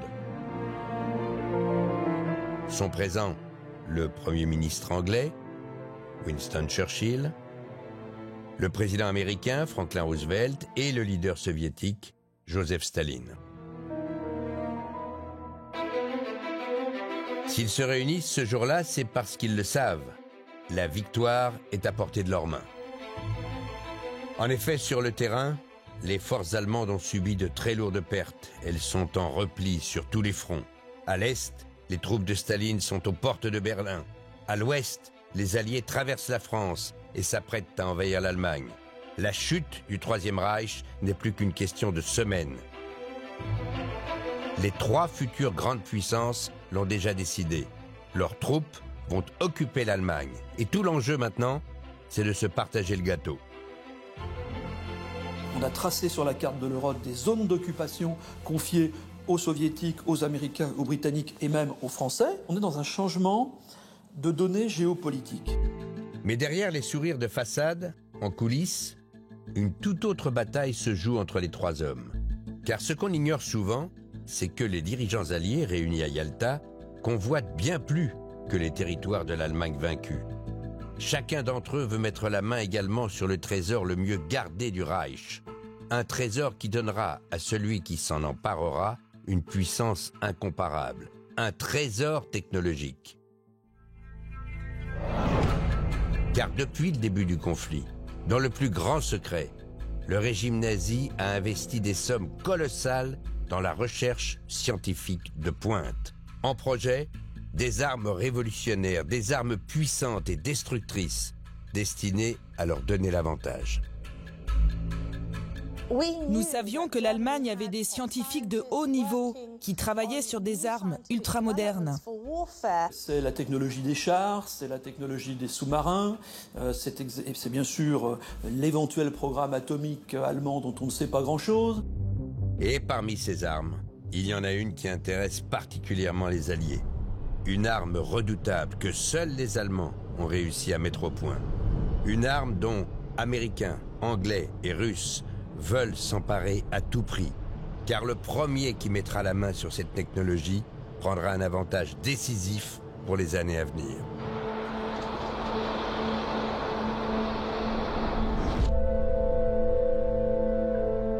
La première fois que les Alliés ont eu connaissance de l'existence de cette arme révolutionnaire, c'était 2 ans avant la fin de la guerre. Et le plus surprenant, c'est qu'ils l'ont appris par les Allemands eux-mêmes. Nous sommes le 26 mai 1943 dans la campagne anglaise, près de Londres, à Trent Park. Ce joli manoir a tout l'air d'une maison de vacances. En réalité, c'est l'une des prisons les mieux gardées d'Angleterre. À l'intérieur, il y a des prisonniers de guerre très précieux pour l'armée britannique. Des généraux allemands capturés sur le front. Après avoir capturé ces généraux allemands en Afrique du Nord et en Italie, ils les ont amenés sur un site spécial à Trent Park. Et dans cette prison pour VIP, le moins qu'on puisse dire, c'est que les généraux allemands sont traités comme des rois. Dans la maison, ils peuvent circuler comme ils veulent. Ils ont accès à une salle à manger. Ils ont même leur propre chambre. Et ils ont presque le sentiment d'être les maîtres des lieux.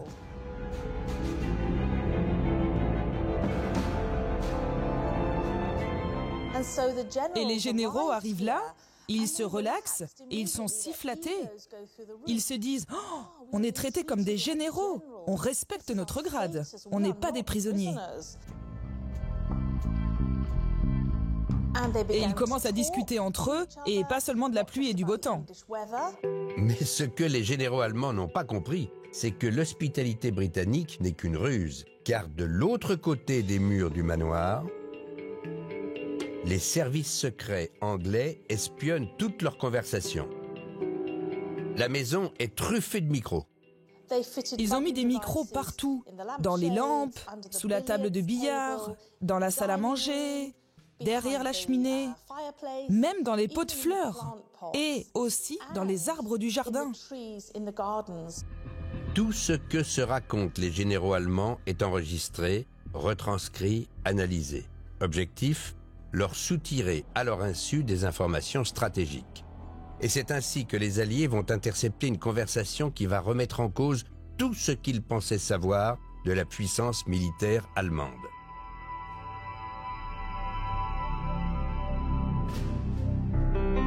Nous avons eu accès aux archives des services d'espionnage britanniques. Et voici ce que révèle une conversation du 26 mai 1943. 3 généraux y parlent pour la première fois d'une arme totalement nouvelle, une bombe volante aux caractéristiques inédites pour l'époque.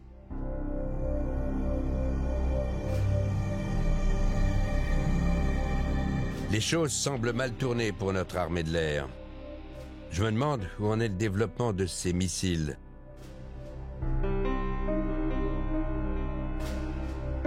J'en ai vu un qui a été mis au point il y a quelque temps. J'étais là aux premiers essais. Il avait une portée de 150 à 200 km. Des bombes volantes d'une portée de 200 km. Les espions anglais n'avaient jamais entendu parler d'armes pareilles. Ça leur semble même difficile à croire. Les chefs se demandent si ce n'est pas de la fiction. Et très vite, ils réalisent que c'est bien la réalité. Quelque chose a été développé, quelque chose d'incroyablement mortel. Et ils en parlent même comme quelque chose qui peut faire gagner la guerre à l'Allemagne. C'est du sérieux. Et dans cette même conversation, les Anglais s'aperçoivent que ces bombes volantes sont potentiellement une menace pour la Grande-Bretagne elle-même. Pourquoi ne pas positionner ces missiles sur la côte française et tirer sur l'Angleterre? Une hypothèse qui fait froid dans le dos aux Britanniques. Si ces armes peuvent atteindre Londres en plein cœur, il faut les retrouver et les neutraliser au plus vite. Cela devient une priorité pour les services de renseignements anglais. Le rôle des services secrets, c'est de vérifier, de croiser. Ils vont utiliser pour cela l'analyse des documents, ils vont utiliser les interrogatoires de prisonniers de guerre, on met des micros cachés pour tenter de voir ce qui se passe, et ensuite on va aller vérifier sur place. Et il y a un moyen pour vérifier sur place, c'est d'envoyer des missions de photographie de reconnaissance spécialisées.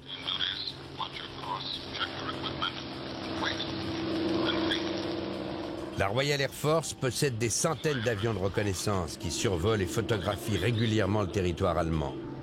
Lors de l'un de ces vols, des pilotes anglais vont découvrir un site militaire allemand qui semble abriter des armes pas vraiment conventionnelles. À la pointe nord de l'Allemagne, près de la mer Baltique, les avions espions ont pris des clichés surprenants au-dessus d'une zone qui s'étend sur plusieurs kilomètres et qui porte le nom de Peenemünde. Vu du ciel, difficile d'identifier quoi que ce soit, mais les experts anglais ont repéré de précieux indices. Au nord du site, un bâtiment de plusieurs mètres de haut qu'ils ont identifié comme une tour de contrôle. Quelques mètres plus loin, de longues structures verticales qui sont certainement des sortes de rampes de lancement, mais plus importants. À l'ouest, un engin métallique allongé, un peu étrange, une sorte d'avion sans ailes, à la silhouette élancée. Au mois de juin 1943, ils identifient sur des clichés de Peenemünde un objet totalement nouveau, et cet objet, c'est clairement une fusée. Une fusée de ce genre. Un engin futuriste. Une énorme roquette comme on n'en a encore jamais vu sur les champs de bataille dans les années 40. L'info remonte immédiatement au plus haut niveau de l'État à Londres. Et dès qu'il est informé, le Premier ministre anglais Winston Churchill prend une décision radicale. Les 17 et 18 août 1943, près de 500 avions britanniques traversent la Manche pour bombarder la base de Peenemünde.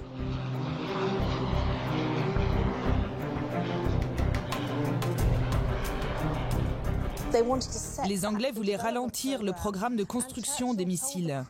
Et Churchill dit même aux pilotes, si vous n'y arrivez pas, il va falloir y retourner. Pour Churchill, ce n'est pas négociable. Peenemünde doit être détruit.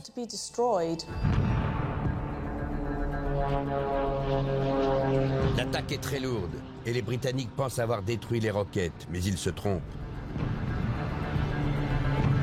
Malgré l'intensité des frappes, les bombes n'ont ravagé qu'une partie du site et les Anglais vont le payer très cher.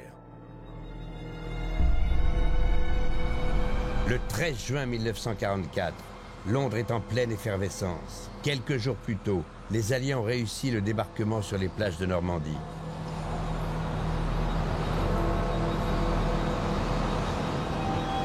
Pour les Britanniques, la guerre prend un nouveau tournant. Leur morale est au plus haut, quand, subitement, de drôles d'engins s'abattent sur la cité. Des missiles rapides chargés d'explosifs.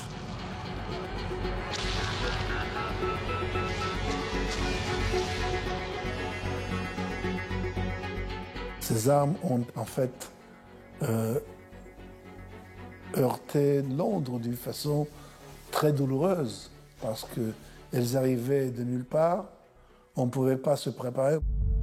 Durant plusieurs semaines, ces fusées s'abattent sans relâche sur la capitale. Les dégâts sont terribles. Les journaux du monde entier en font leur une. Londres est la cible de bombes volantes. Les bombes volantes tuent 2752 personnes et en blessent 8000 autres. 100 à 150 bombes par jour. L'évacuation a commencé lundi. Les habitants de Londres fuient la ville. Plus d'1 million de personnes vont alors se réfugier à la campagne. Les écoles, les hôpitaux, les églises, rien ni personne n'est épargné. Les batteries antiaériennes de l'armée britannique réussissent parfois à les intercepter. Mais cela va s'avérer totalement inefficace quand une nouvelle génération de fusées allemandes prend la relève quelques mois plus tard. À partir de septembre 1944, les Allemands utilisent des V2, plus rapides, plus meurtriers.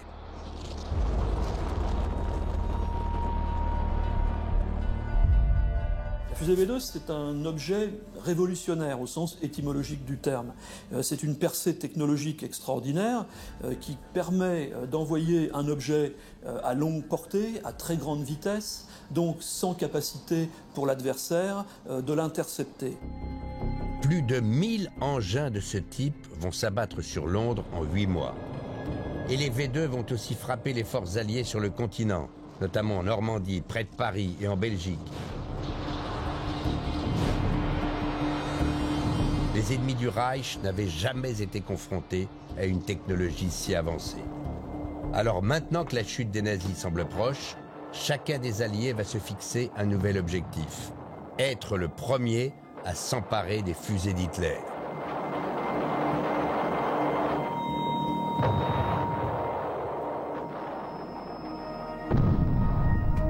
À l'Est, les Russes confient l'une de ces missions à Sergueï Korolev, l'un des ingénieurs les plus réputés de l'Union soviétique, un expert de l'armement.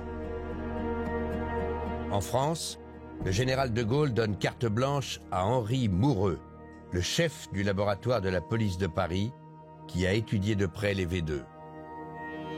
Mais ceux qui ont une longueur d'avance, ce sont les Anglais et les Américains. Ces derniers ont confié la mission à un ingénieur militaire, le major Stever. L'US Army a envoyé sur le continent européen, à la suite de l'armée américaine, une mission spéciale qui est dirigée par le Major Stever, qui a une solide formation d'ingénieur, pour mettre la main sur les éléments clés du programme V2, mettre la main sur des ingénieurs, mettre la main sur des archives, mettre la main sur des fusées V2 intactes. Robert Stever n'a que 28 ans, et derrière ce beau visage au regard rêveur se cache un officier déterminé, prêt à tout pour être le premier à s'emparer des missiles. La course est désormais lancée et les Alliés ne vont se faire aucun cadeau. Le major Stever commence ses investigations à Londres en février 1945. Il étudie les archives des services de renseignement à la recherche d'une information. Il veut trouver le nom de l'ingénieur allemand qui a mis au point les fusées V2. Et dans l'une des conversations enregistrées entre les généraux allemands à Trent Park, il va trouver ce qu'il cherche. Cette conversation date du 10 juin 1944. Les généraux parlent d'un scientifique qui serait le responsable du programme de fusée. Le docteur Von Braun est un ingénieur extrêmement talentueux. Il était responsable du développement des missiles. À l'époque, nous avions besoin de roquettes pour développer des bombes anti-chars. Lorsque les prisonniers et les généraux ont commencé à parler d'armes secrètes, des fusées V1 et V2, et plus précisément de la découverte de Von Braun, alors l'information a été communiquée aux Américains. Ce docteur Von Braun est-il donc le créateur des V2? À Londres, Américains et Anglais vont mettre les bouchées doubles pour en savoir plus. Et ils ne vont pas être déçus. Werner von Braun le voici. Filmé en 1943, il n'est alors âgé que de 31 ans, mais il est déjà le directeur de la base ultra-secrète de Peenemünde. Ce jeune homme au faux air de playboy doit toute sa carrière au régime nazi. Sur cette photo qui date de 1934, von Braun pose fièrement lors de ses premiers essais de fusée. Parmi les invités d'honneur ce jour-là, Adolf Hitler. Le Führer est tombé sous le charme de l'ingénieur. C'est lui qui lui a proposé de diriger le programme secret de bombes volantes. Et l'ambitieux von Braun ne s'est pas fait prier pour accepter. Werner von Braun, c'est un personnage qui n'a pas de scrupules. Tout est bon pour atteindre le but fixé. La fin justifie les moyens. Tout est bon, y compris le régime nazi. Il adhère au parti nazi. En 1940, il devient membre de la SS, parce que pour les dirigeants de l'intelligentsia du Troisième Reich, c'est un facteur de croissance de carrière. Dès juin 1942, von Braun développe son programme de missiles et tire ses premières fusées. Au départ, les essais sont catastrophiques. Les V1 explosent parfois avant même de décoller.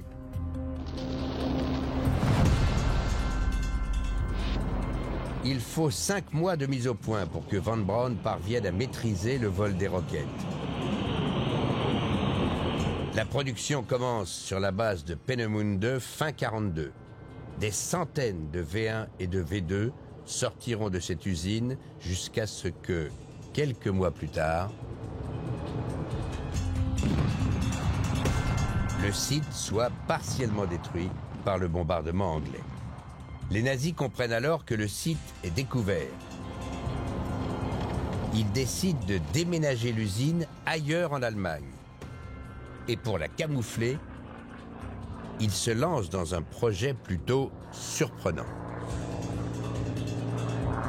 Le seul moyen de protéger des productions vitales pour l'avenir du régime, c'est de les enterrer, de construire des usines souterraines qui se retrouveraient ainsi protégées des bombardements stratégiques alliés.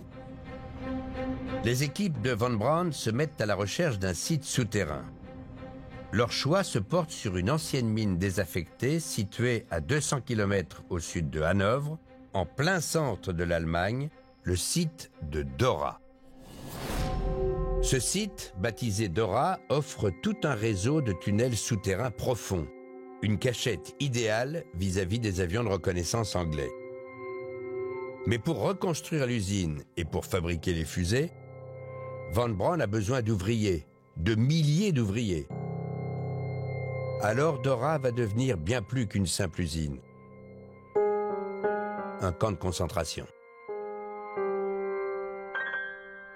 Nous avons retrouvé l'un des survivants du camp. Il s'appelle Christian Dessau, il a 89 ans. Il en avait 17 lorsqu'il a été déporté pour fait de résistance et qu'il est arrivé là, en train, sans savoir où il se trouvait.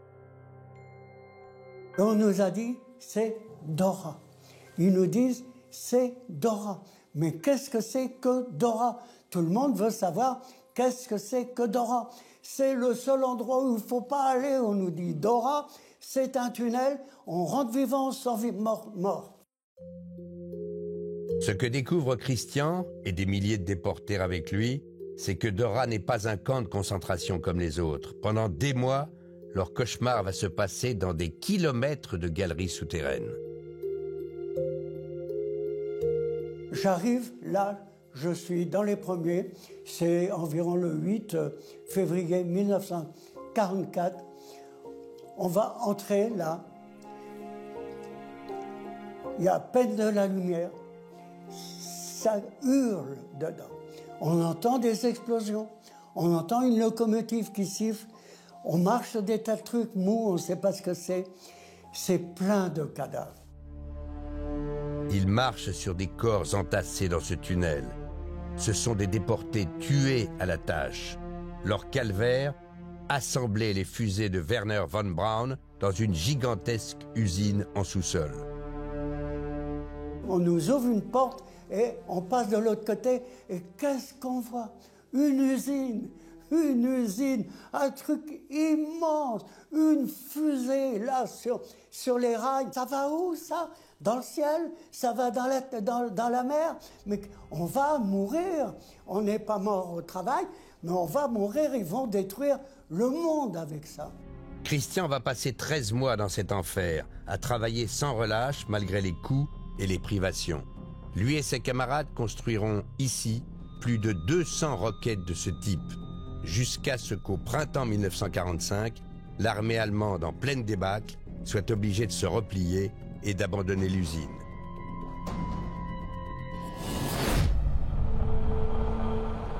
Les Américains arrivent sur place le 11 avril.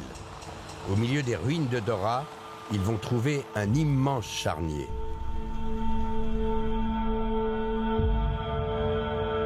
« 200 déportés, morts d'épuisement et de fatigue ou exécutés par les Allemands avant leur départ. Le site est entièrement fouillé. Et lorsqu'ils comprennent que ce sont les V2 qui étaient construits ici, les GIs alertent de toute urgence le major Stever, qui attendait cette découverte avec impatience. Pour les troupes opérationnelles, c'est la découverte de l'horreur concentrationnaire, mais pour les troupes spécialisées qui suivent, l'objectif n'est pas là. L'objectif, c'est de récupérer des fusées et de récupérer des ingénieurs. Dans l'usine souterraine, le major Stever découvre une centaine de fusées que les Allemands n'ont pas pu emporter. Les missiles tant convoités.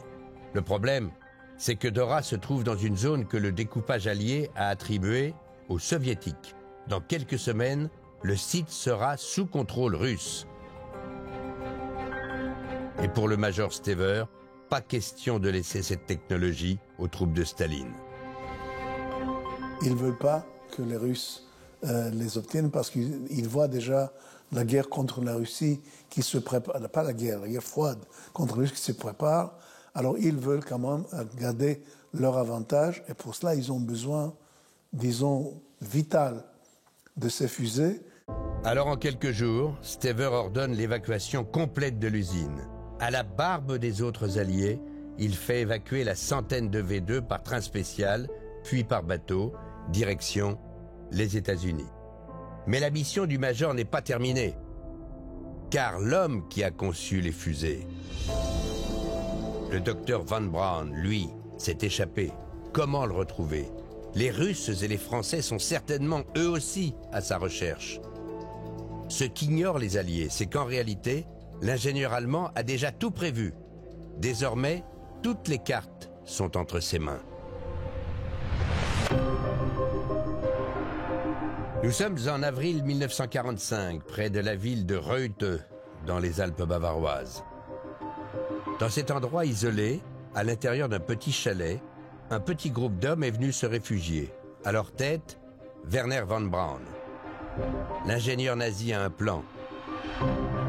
Puisque tous les Alliés sont à sa recherche, il va se vendre au plus offrant.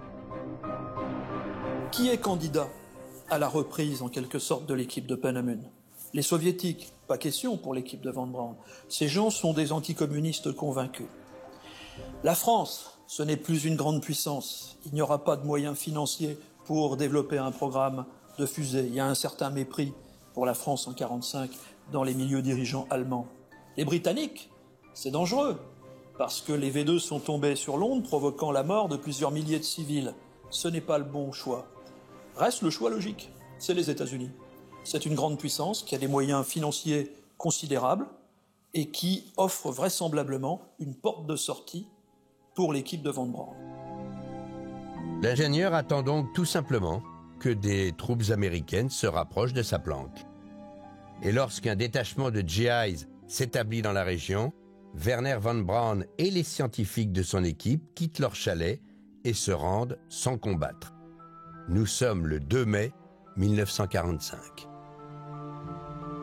Ce jour-là, on prend une photo célèbre où l'on voit Von Braun, le bras dans le plâtre, il a eu un accident de voiture peu avant, qui pose tout sourire, avec à ses côtés le général Dornberger, son alter ego militaire, avec plusieurs autres ingénieurs de son équipe, et des officiers de l'armée américaine, tout aussi souriants, qui viennent de faire une belle prise. Les Américains jubilent. Ils sont les premiers à avoir mis la main sur le scientifique le plus recherché de l'Allemagne nazie. Von Braun est exhibé comme une belle capture, un trophée de guerre. Mais l'homme garde le sourire car il n'est pas vraiment inquiet. En réalité, entre le scientifique nazi et l'armée américaine, des négociations secrètes ont commencé. Von Braun veut qu'on oublie son passé, en échange de quoi il accepte de poursuivre ses travaux pour le compte des Américains.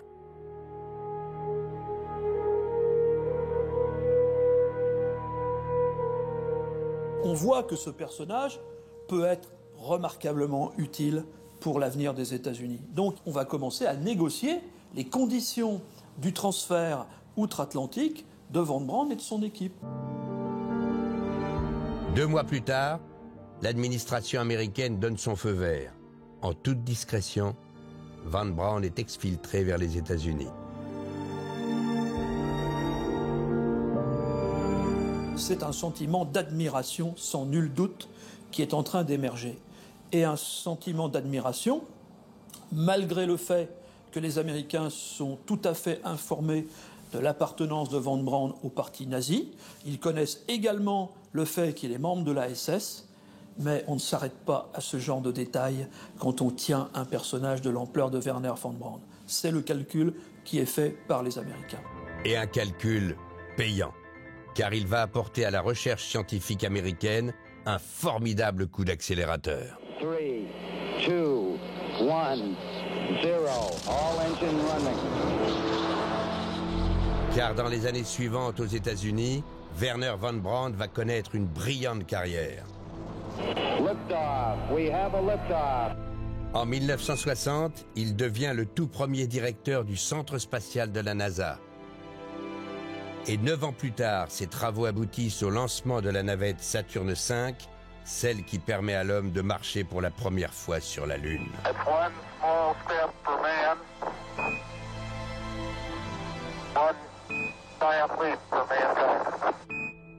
Et s'il est l'un des premiers scientifiques allemands exfiltrés aux États-Unis, après la victoire, Von Braun est loin d'être le seul. Dès le mois de juillet 1945, les Américains ont mis en place une opération de grande envergure. Nom de code, opération Paperclip. Au total, plus de 1600 scientifiques allemands suivront le même chemin pour rejoindre les labos de recherche américains. Certains d'entre eux étaient des nazis avérés.